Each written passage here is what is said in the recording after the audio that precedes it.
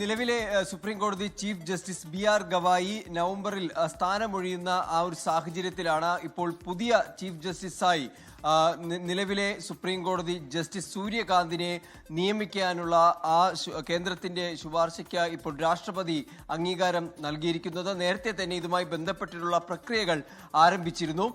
കേന്ദ്ര നിയമ മന്ത്രാലയം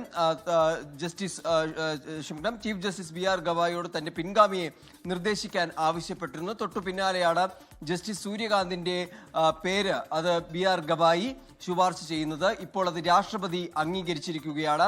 നവംബർ 24-ന് അടുത്ത മാസം നവംബർ 24-ന് ജസ്റ്റിസ് സൂര്യകാന്ത് ഇന്ത്യയുടെ 53ാമത് ചീഫ് ജസ്റ്റിസായി സത്യപ്രതിജ്ഞ ചെയ്ത ചുമതലയേൽക്കും.